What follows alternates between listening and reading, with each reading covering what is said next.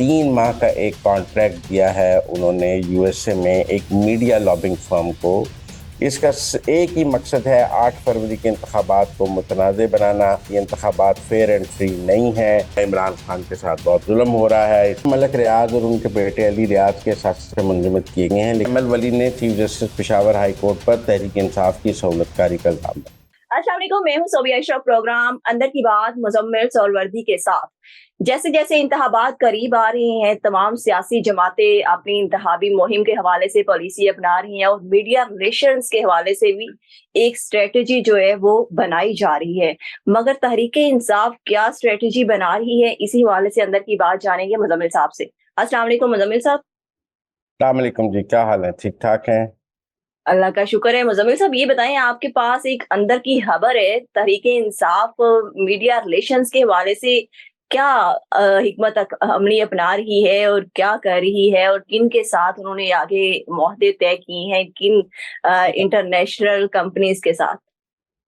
देखिए, PTI UK USA ने एक 3 माह का मुआहदा किया है एक मीडिया लॉबिंग फर्म के साथ, जो उनके लिए 3 माह का एक कॉन्ट्रैक्ट दिया है पाकिस्तान के इलेक्शंस के लिए। ये कोई वो आप समझिए 10 जनवरी से 10 फरवरी फिर 10 मार्च 10 अप्रैल तक 3 माह का एक कॉन्ट्रैक्ट दिया है उन्होंने यूएसए में एक मीडिया लॉबिंग फर्म को, जिसको पीटीआई पाकिस्तान पीटीआई जो है वो सारा मवाद देगी इलेक्शन के हवाले से। और वो लॉबिंग फर्म वो मवाद इंटरनेशनल जो मीडिया है उसको उसमें चलवाने के लिए पाबंद होगा। और उससे उन्होंने तय किया है कि वो कितनी चैनल्स पे चलवाएगा, कितने अखबारों में चलवाएगा, जो भी वो अपने प्रोपेगेंडे का मटेरियल उस कंपनी को देंगे, मीडिया फर्म को। अब ये इकोनॉमिस्ट का जो आर्टिकल है ये उस मीडिया फर्म का पहला पायलट प्रोजेक्ट था कि उसे कहा गया कि आप एक पायलट प्रोजेक्ट के तहत एक आर्टिकल छपवा के दिखाएं। तो उन्होंने इकोनॉमिस्ट में छपवा के दिखाया इमरान खान का आर्टिकल, और वो इकोनॉमिस्ट को खड़ा भी किया। तो अब ये कॉन्ट्रैक्ट पीटीआई यूएसए ने उसका फर्म को देने का फैसला किया है। इसका एक ही मकसद है 8 फरवरी के इंतखाबात को मुतनाज़ बनाना। आलमी सतह पर यह साबित करना है कि ये इंतखाबात फेयर एंड फ्री नहीं है, और पीटीआई की मजलूमियत को, और ये कि जी पीटीआई के साथ बहुत धांधली हुई है, इमरान खान के साथ बहुत जुल्म हो रहा है, इसमें इमरान खान के केसेस भी। तो ये एक मीडिया फर्म लॉबिंग फर्म उन्होंने हायर की है।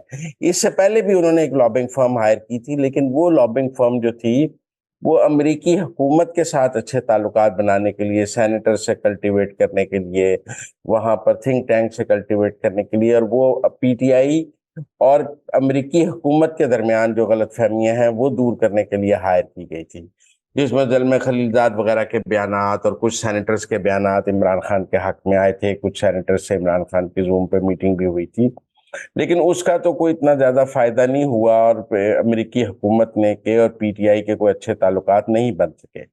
बल्कि आसिम मुनीर के तो दौरा अमेरिका के बाद तो इमरान खान अमेरिका के ज़्यादा खिलाफ हो गए हैं, और उन्होंने डोनाल्ड ट्रंप पर मुकदमा करना और दोबारा अमेरिका मुखालिफ कैंपेन शुरू कर दी है। और वो जो कंपनी हायर करके जो हिमायत हासिल करने की कोशिश की थी वो सारा प्रोजेक्ट नाकाम हो गया है। लेकिन अब एक नया प्रोजेक्ट उन्होंने कहा है शुरू किया है। इसमें अमेरिकी हुकूमत के साथ कोई अच्छे ताल्लुकात नहीं बनाने, इसमें यूरोप के और मगरब के मीडिया को इस्तेमाल करना है पाकिस्तान में इंतखाबी अमल को साबुताज करने के लिए, पाकिस्तान की रियासत पर दबाव बढ़ाने के लिए, इलेक्शन कमीशन पर। लिहाजा आप देखेंगे कि अगले 15-20 दिनों में इंटरनेशनल मीडिया में इलेक्शंस के हवाले से बहुत नेगेटिव खबरें आएंगी। जो पीटीआई की वो लॉबिंग फर्म चलवाएगी, मतलब कागजात छीने जाने की के ऊपर खबर चल जाएगी। जैसे जो सवालात कराने हैं स्टेट डिपार्टमेंट की ब्रीफिंग में, वो भी ये मीडिया लॉबिंग फर्म करवाएगी रिपोर्टर्स को हायर करके। इसी तरह ये मीडिया लॉबिंग फर्म जो है मुख्तलिफ चैनल्स पे इंटरव्यूज कराएगी पीटीआई के लोगों के, मुख्तलिफ जगहों पे वीडियो क्लिप्स चलवाएगी जो पीटीआई उनको देगी। तो ये एक पाकिस्तान के इलेक्शंस को आलमी सतह पर मुतनाज़ करने के लिए मुजम्मिल साहब, ये एक मीडिया लॉबिंग फर्म पहले वाली ही मीडिया लॉबिंग फर्म है या कोई नहीं नई मीडिया नहीं लॉबिंग फर्म नहीं बना? नहीं पहली पहली मीडिया लॉबिंग फर्म नहीं थी। पहले जो थी वो लॉबिंग फर्म थी, जो सीआईए चीफ था एक पाकिस्तान में एक्स, उसकी कंपनी थी। वो अमेरिकी हुकूमत के साथ अच्छे ताल्लुकात बनाने के लिए थी। اس کا مقصد کوئی امریکی حکومت کے ساتھ اچھے تعلقات بنانا نہیں ہے، اس کا مقصد صرف الیکشن کے حوالے سے جو پی ٹی آئی کا موقف ہے وہ انٹرنیشنل میڈیا میں پہنچانا ہے، وہ کوریج کروانی ہے عمران خان کی، پی ٹی آئی کی۔ یہ 3 ماہ کا $1,00,000 کا کانٹریکٹ جو ہے وہ دیا ہے P T I U S A نے۔ ریاست پاکستان کو سوچنا چاہیے، اس کی آج سے پہلے کوئی مثال نہیں ملتی۔ تقریباً پاکستان کتنے پیسوں میں یہ معاہدہ طے ہوا ہے؟ لاکھوں ڈالر کا معاہدہ ہے، اور یہ کوئی چھوٹا معاہدہ نہیں ہے، یہ بہت ملین ڈالرز کا معاہدہ ہے۔ اس کی ایگزیکٹ رقم اور ایگریمنٹ تو ابھی سامنے نہیں آیا، لیکن اس طرح کے معاہدے بہت ہائیلی پیڈ معاہدے ہوتے ہیں، کیونکہ اس میں آپ نے میڈیا آرگنائزیشنز کو استعمال کرنا ہوتا ہے، کانٹینٹ بائنگ کرنی ہوتی ہے، ٹائم بائی کرنا ہوتا ہے، اپنی مرضی کی خبر چلوانی ہوتی ہے، رپورٹر سے اینگل اپنی مرضی کا دلوانا ہوتا ہے، اپنے کوٹس بیچ میں ڈلوانے ہوتے ہیں۔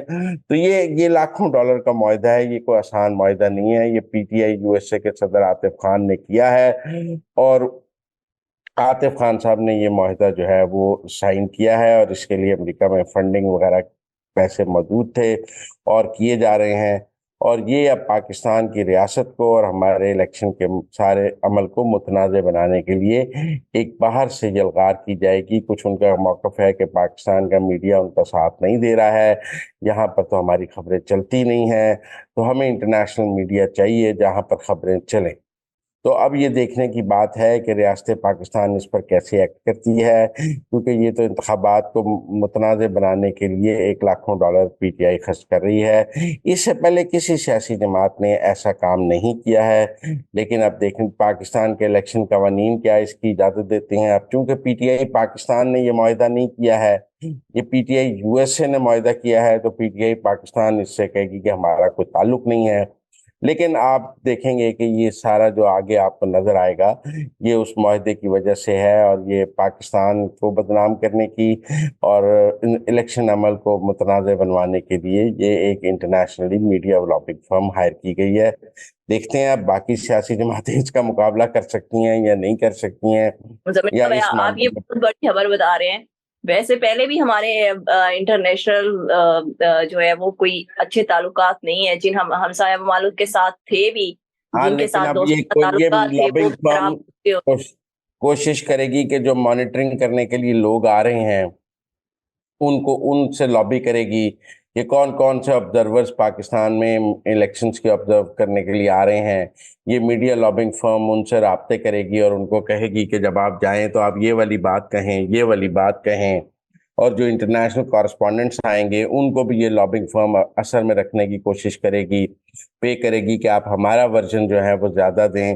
تو یہ اب ہمیں پاکستان کو بہت سوچنا پڑے گا کہ جو آبزرورز آئیں اور جو انٹرنیشنل کارسپونڈنٹس آئیں وہ اس میڈیا لابنگ فرم کے ایجنٹ نہ ہوں، کیونکہ یہ میڈیا لابنگ فرم اب انٹرنیشنل کارسپونڈنٹس کو پیسے دے گی کہ آپ پاکستان جائیں اور جا کر الیکشن کے خلاف سٹوریاں کریں، ایسے آبزرورز بھجوانے کی کوشش کرے گی جو یہاں پر نیگیٹو رپورٹیں بنائیں۔ تو یہ اب بڑا مشکل ہو جائے گا کہ کون کون اس میڈیا لابنگ فرم کی پے رول پہ ہے اور وہ کس کو بھیج رہے ہیں اور کیسے کر رہے ہیں۔ تو یہ اب دیکھنا پڑے گا۔ یہ P T I U S A نے جو نیا معاہدہ کیا ہے یہ ایک نیا محاذ کھل گیا ہے ان کا ریاست پاکستان سے، اور ایک نئی جو ہے جنگ شروع ہو جائے گی۔ نئی میڈیا لوبنگ فرم جو ہے وہ ہائر کر لی گئی ہے Tehreek Insaf U S A کی جانب سے انتخابات کو متنازع بنانے کے لیے۔ اچھا مزمل صاحب، ایک اور اندر کی خبر آپ کے پاس، ملک ریاض صاحب کے اثاثے منجمد کر لیے گئے ہیں، کیا مزید اندر کی خبر ہے آپ کے پاس؟ یہ 190 ملین پاؤنڈ میں ملک ریاض اور ان کے بیٹے علی ریاض کے اثاثے منجمد کیے گئے ہیں، لیکن بحریہ ٹاؤن کے اثاثے منجمد نہیں ہوئے۔ ان کے ذاتی اثاثے منجمد ہوئے ہیں، بحریہ ٹاؤن کے منجمد نہیں ہوئے۔ مطلب انہیں اس سے کوئی خاص فرق نہیں پڑے گا، وہ اپنے ذاتی پیسے تو پہلے ہی سارے باہر لے کے جا چکے ہیں۔ اب پاکستان میں ان کا کوئی اتنے خاص پیسے موجود نہیں ہیں، اتنی خاص جائیدادیں موجود نہیں ہیں۔ اصل میں تو سب کچھ بحریہ ٹاؤن ہے۔ جب تک بحریہ ٹاؤن جو ہے اس کے اثاثے ضبط نہیں ہوتے اور بحریہ ٹاؤن کو ٹیک اوور نہیں کیا جاتا اور اس کو سرکاری وہاں ایڈمنسٹریٹر نہیں لگتا، تب تک ملک ریاض صاحب کو کوئی خاص اس میں نقصان نہیں ہوگا۔ اگر بحریہ ٹاؤن چلتا رہتا ہے ویسے ہی، تو اگر ملک ریاض صاحب کے اور علی ریاض کے ذاتی اثاثے منجمد بھی رہے تو مجھے نہیں لگتا انہیں کوئی پرابلم ہوگی۔ بہت سارے دوست پچھلے دنوں یہ خبر دے رہے تھے کہ ملک ریاض صاحب گواہ بننے کے لیے تیار ہو گئے ہیں، لیکن آج جو گواہوں کی لسٹ آئی ہے اس میں ملک ریاض صاحب کا نام نہیں ہے۔ MS کا نام ہے, DMS کا نام ہے اور سرکاری لوگوں کا نام ہے, لیکن ملک ریاض صاحب کا گواہوں میں نام نہیں ہے, اس لیے وہ ابھی بھی عمران خان کے خلاف گواہ بننے کو تیار نہیں ہے. مجھے لگتا ہے جب تک بحریہ ٹاؤن پر ہاتھ نہیں ڈالا جائے گا تب تک ملک صاحب کو کوئی ہیٹ محسوس نہیں ہوگی. یہ ذاتی حساب سے منجمد ہونا, گاڑی ضبط ہونا, اس سے ملک صاحب کو کوئی خاص فرق نہیں پڑتا. یہ بے لذت گناہی ہے جو ہو رہا ہے, لہٰذا ہم اس کو کوئی بڑی خبر نہیں چاہتے. ذاتی احساس سے صرف منجمد ہوئے ہیں ملک ریاض صاحب یا ان کے بیٹے کے. اچھا مزمل صاحب, ایک اور خبر کہ ایمل ولی خان کو نوٹس بھی جاری کر دیا گیا ہے اور طلب بھی کر لیا گیا ہے پشاور ہائی کورٹ کی جانب سے توہین عدالت میں. یہ کیا معاملہ ہے؟ یہ PTI کے ایک بندے نے درخواست دی ہے جس پر چیف جسٹس نے ہیئرنگ کی ہے اور انہوں نے نوٹس جاری کیا ہے. یہ بڑا زبردست کیس ہے. کیا ایمل ولی معافی مانگیں گے؟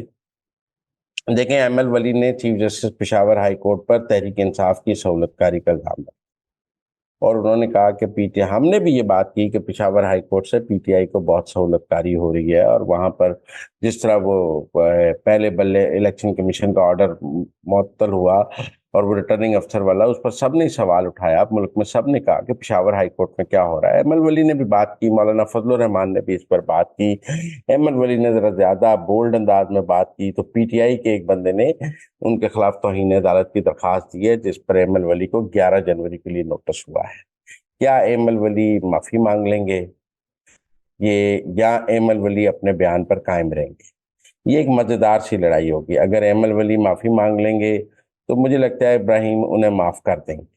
اگر ایمل ولی معافی نہیں مانگیں گے تو پھر chief justice Peshawar high court کے لیے انہیں توہین عدالت میں الیکشن سے پہلے سزا دینا بڑا مشکل کام ہوگا. کیا وہ اس میں تاریخوں پر تاریخ ڈالتے رہیں گے؟ کیا ایمل ولی پیش ہوں گے یا ان کے وارنٹ نکالنے پڑیں گے؟ یہ ایمل ولی خان کی زندگی کا پہلا بڑا سیاسی امتحان شروع ہو گیا ہے. اس سے پہلے دیکھیں, ولی خان نے بھی جیل کاٹی ہے, خان عبد الغفار خان نے بھی جیل کاٹی ہے. ان کے خاندان میں جیلیں کاٹنا کوئی ایسی بڑی بات نہیں ہے. کیا ایمل ولی خان چیف جسٹس ابراہیم کے سامنے کھڑے ہو کر کہیں گے کہ میں اپنی بات سے واپس نہیں ہو رہا اور میں قائم ہوں؟ اور کیا chief justice Peshawar high court انہیں توہین عدالت میں سزا دے دیں گے, یا ایمل ولی خان جو ہے وہ عمران خان کی طرح معافی کا راستہ گزاریں گے؟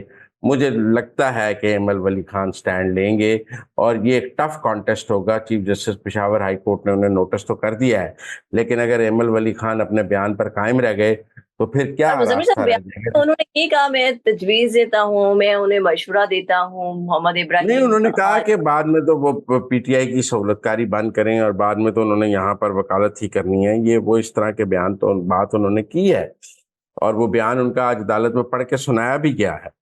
سوال یہ ہے کہ کیا وہ بیان پر معافی مانگ لیں گے یا ایمل ولی خان جو ہے ولی خان کا بیٹا ہوتے ہوئے اس بیان پر قائم رہے گا, اور پھر دیکھیں گے کہ chief justice Peshawar high court اس پر کیا کرے. تھینک یو مزمل صاحب کہ آپ نے ہمیں اندر کی خبروں سے باخبر کیا. مزمل صاحب کے مطابق ایمل ولی خان کا شجرہ نسب بتاتا ہے کہ فیملی کی ان کی بڑی ایک سیاسی جدوجہد ہے, وہ اپنے بیان پر قائم رہیں گے. اس کے ساتھ ہی مجھے اجازت دے, اللہ حافظ.